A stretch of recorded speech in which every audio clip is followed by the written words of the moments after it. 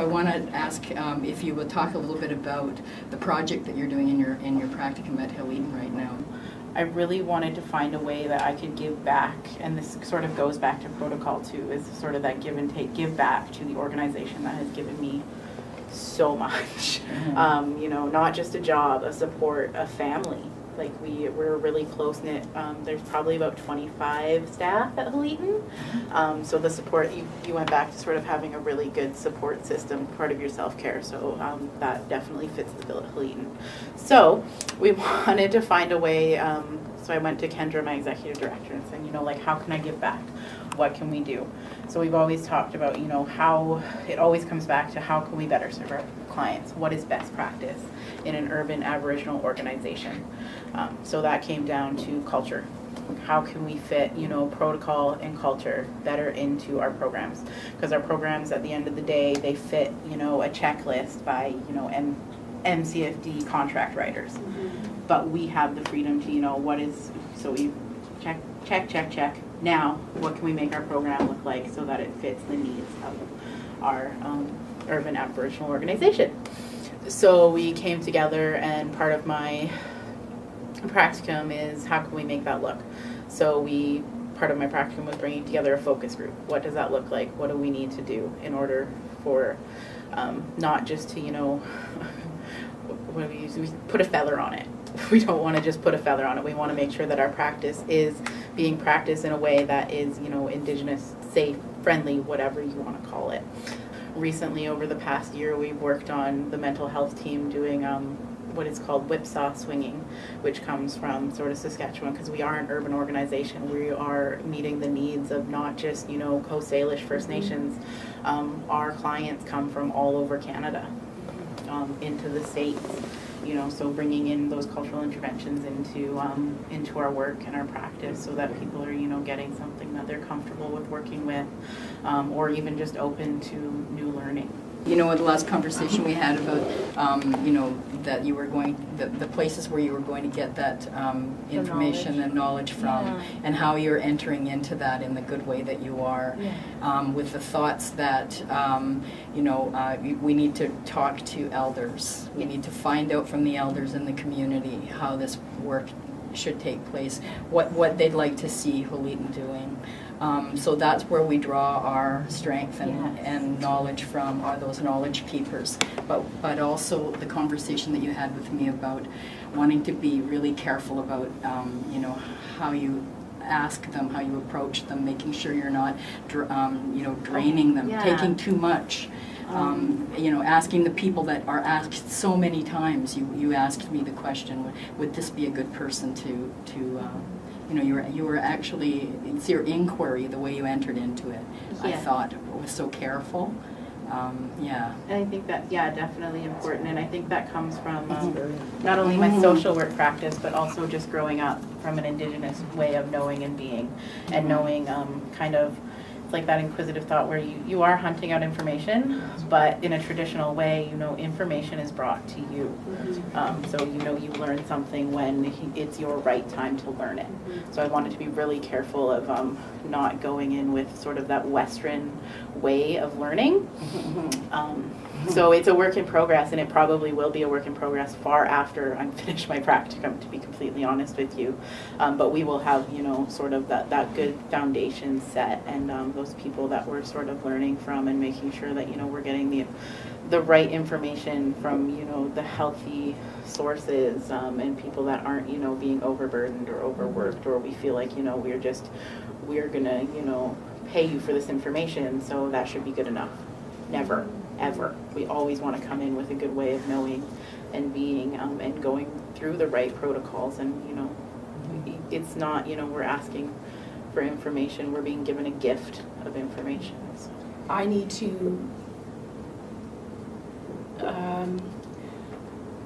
be really respectful and be cautious, and understand that there's a whole history that I've not had to walk, that makes it all the more, I know for me, I always ask, is it okay if I ask you? And then, and if I go to a next level of questioning, I always say, is it okay? a lot of theory, you know, we did a lot, you know, on power structures and power dynamics, and a lot of that falls into white power.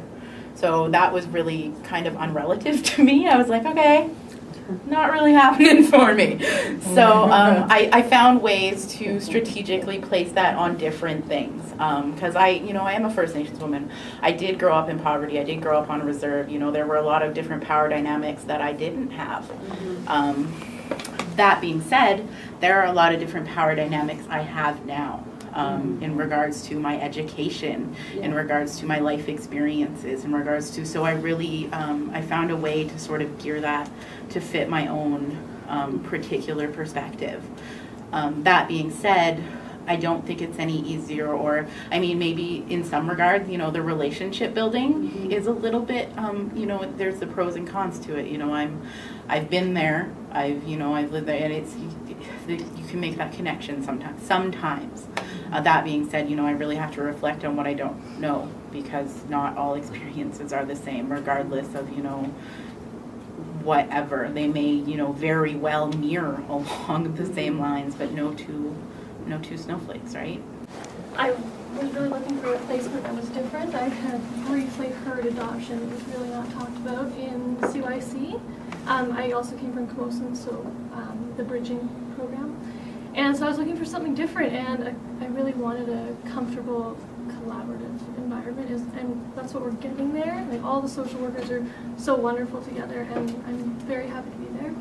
I'm kind of going off on a tangent because I'm super interested in what you do. I forget your name. Montana. I'm going into the child protection specialization, and I'm doing that maybe not because that's where I want to be. I just want to have that under my belt because I won't ever be able to work for the ministry if I don't. But I'm super interested in finding that place to meet with families to prevent that. Like, that's where I want to be, and I actually don't know of any other programs. When I found this program, I was the same with you. Like, oh my God, that exists? I don't want to do this forever. So originally, like I said, my practicum was in FDR, so working with families, you know, family development response. So we have family development workers, which is called the Quen and Littell program. So they work with families to get their children back in the home after removal. So Halitan found a really big need in sort of, you know, well, what about when there is risk of removal? Like, this could have been, you know, prevented. So that's how our program sort of developed. And we work, Halitan gives us the freedom to have a very small caseload so that we're able to work with our clients intensely. So we're in the home an average of 7 to 9 hours a week, which you get to build those relationships, and it's quite beautiful, honestly. And as you know, and just sort of networking and collaborating with social workers from MCFD, like, you're not gonna get that there necessarily, and it's not necessarily a bad thing. I mean, you know, some people are gonna, you know, be able to practice like that, but my personal beliefs was that it just wasn't a right fit for me, and I needed to, and that's part of, you know, when you go through social work, we talk about it too, is like, you know, sometimes those jobs aren't gonna be for you, and you need to figure out where your ethics lie and where you can, you know, do the jobs that you do and have a good heart while doing it, and stay healthy. You know, when I say social work, I also mean, you know, any one of us who work with families. It's about building relationships. It's like getting to know, you know, where we are working, who we're working with, and all of that. So to me, that's what I hear.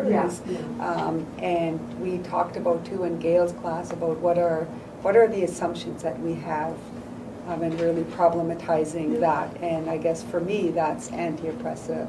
Like the anti-oppressive theorizing is that what you're saying is that's how we do it.